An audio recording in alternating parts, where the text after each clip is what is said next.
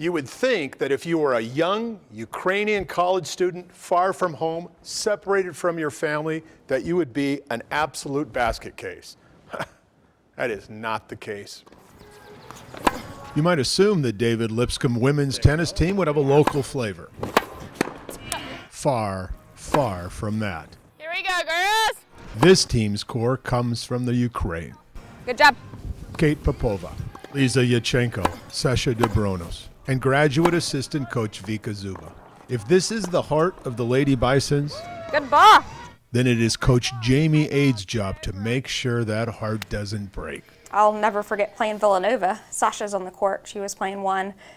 She's up 4-2 in the second set, and Vika comes up to me and she was like, I think Sasha's apartment just got bombed.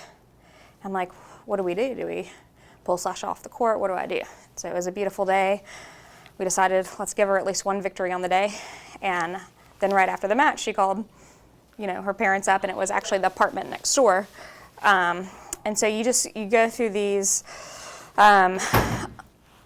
situations that you just don't think about.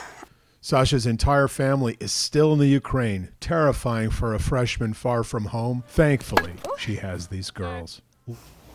I'm glad that I have them, honestly. I'm glad that I have a new family here, and I'm really grateful for everybody's here who's willing to help.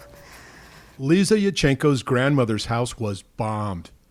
Miraculously, no one died, but Grandma's house was a special place for her big family. And she lived in that house for like 40 years. I mean, she got married there. Her husband died in that house. Like, her kids grew up in that house. I was visiting her all the time when I was young.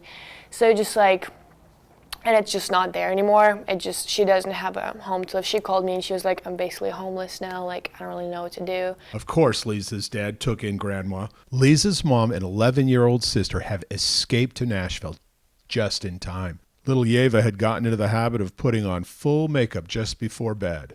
Why? Because she wanted to die pretty. Yet these women flourished despite the dread. Not one of them has a GPA below 3.8. Every one of them has a part-time job on top of enduring the rigors of Division I tennis. I go Tegan.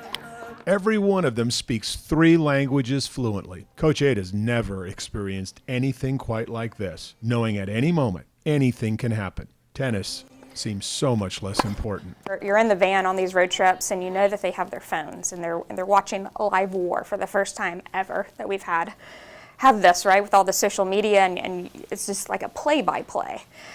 And how they're handling it and what they're doing, it's really amazing to see. Have a good match on Saturday and do it for something bigger than ourselves, like we talked about the other day.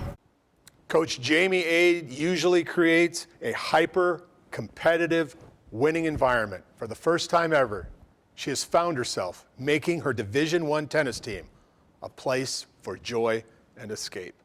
I'm Dennis Ferrier, Fox 17 News, your Code Red station.